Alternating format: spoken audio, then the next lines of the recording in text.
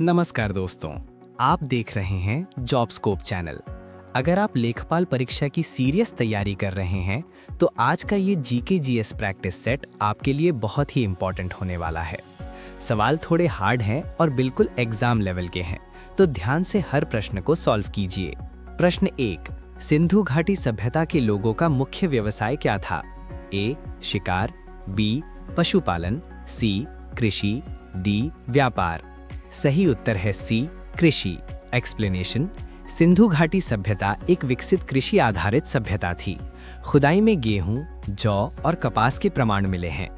हल और बैलों के उपयोग के प्रमाण भी मिले हैं, जिससे ये स्पष्ट होता है कि कृषि इनका मुख्य व्यवसाय था। प्रश्न 2, भारतीय संविधान के किस भाग में मौलिक कर्तव्यों का उल्लेख किया गया है? ए. भाग 3, बी. भाग 4, सी. भाग 4A, डी. भाग 5। सही उत्तर है सी. भाग 4A। एक्सप्लेनेशन: 42वें संविधान संशोधन 1976 के द्वारा भाग 4A जोड़ा गया। इसमें अनुच्छेद 51A के अंतर्गत नागरिकों के मौलिक कर्तव्यों का उल्लेख है।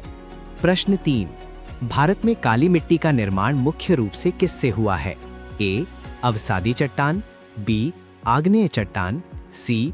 कायांतरित चट्टान, डी. बलुआ पत्थर। सही उत्तर है बी. आग्नेय चट्टान। एक्सप्लेनेशन: काली मिट्टी दक्कन ट्रैप की बेसाल चट्टानों से बनी है। ये नमी को अधिक समय तक रोक कर रखती है, इसलिए कपास की खेती के लिए उपयुक्त मानी जाती है। प्रश्न 4, राष्ट्रीय आय की गणना में निम्न में से किसे शामिल नहीं किया जाता है? ए. वेतन, बी. किराया, सी. ब्याज, डी. पेंशन। सही उत्तर है डी. पेंशन।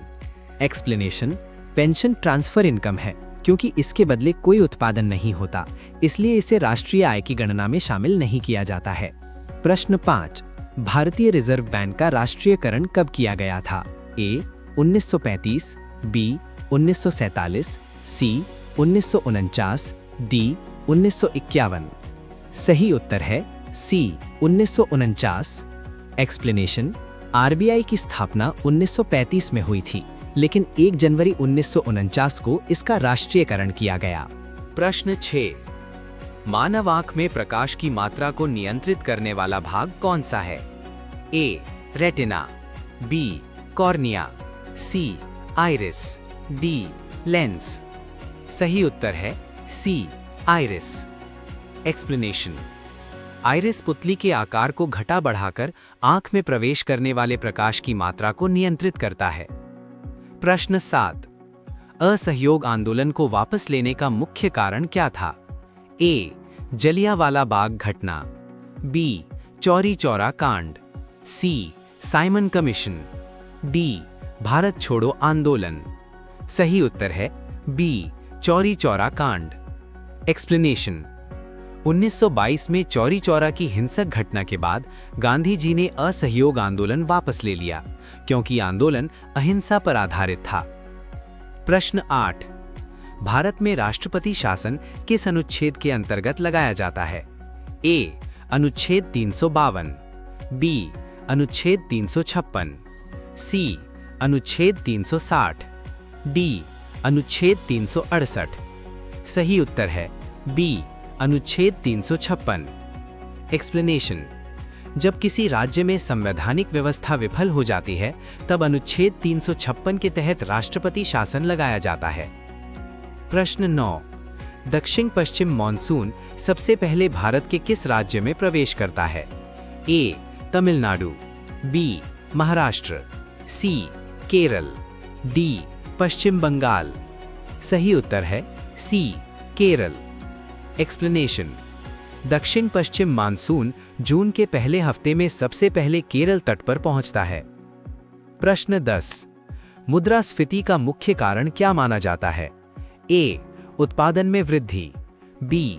मांग में वृद्धि, सी. निर्यात में कमी, डी. कर में वृद्धि। सही उत्तर है बी. मांग में वृद्धि। एक्सप्लेनेशन: जब वस्तुओं की मांग उत्पादन से अधिक हो जाती है तो कीमतें बढ़ने लगती हैं, जिसे मुद्रास्फीति कहते हैं। प्रश्न 11, भारत का पहला कृत्रिम उपग्रह कौन सा था? A. Bhaskar, B. Rohini, C. Aryabhata, D INSAT. सही उत्तर है सी आर्यभट्ट। एक्सप्लेनेशन। आर्यभट्ट को 1975 में सोवियत संघ की सहायता से अंतरिक्ष में प्रक्षेपित किया गया था। प्रश्न 12। मानव शरीर में सबसे अधिक मात्रा में पाए जाने वाला तत्व कौन सा है? ए कार्बन, बी हाइड्रोजन, सी ऑक्सीजन, डी नाइट्रोजन। सही उत्तर है सी ऑक्सीजन। एक्सप्लेनेशन। मानव शरीर के कुल भार का लगभग 65% भाग ऑक्सीजन का होता है, जो जल और अन्य यौगिकों के रूप में पाया जाता है। प्रश्न 13। भगवान बुद्ध ने अपना पहला उपदेश कहाँ दिया था? ए गया, बी कुशीनगर, सी सारनाथ, डी वैशाली। सही उत्तर है सी सारनाथ। एक्सप्लेनेशन। बुद्ध ने ज्ञान प्राप्ति के बाद पहला उपदेश सारनाथ में दिया, जिसे धर्म चक्र प्रवर्तन कहा जाता है। प्रश्न 14। संविधान सभा के अस्थायी अध्यक्ष कौन थे? A doctor Rajendra Prasad, B Sachchidanand Sinha, C Jawaharlal Nehru, D B R Ambedkar. सही उत्तर है बी सच्चिदानंद सिन्हा। एक्सप्लेनेशन।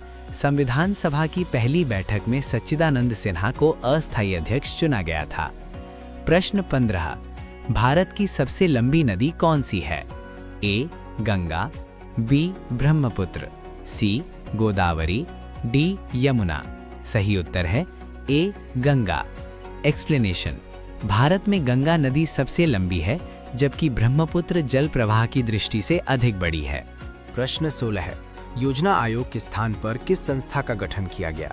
ए वित्त आयोग, बी नीति आयोग, सी आरबीआई, डी आर्थिक सर्वे। सही उत्तर है बी नीति आयोग। 1 जनवरी 2015 को योजना आयोग को हटाकर नीति आयोग का गठन किया गया। प्रश्न 17। भारतीय संविधान की प्रस्तावना में कुल कितने शब्द हैं?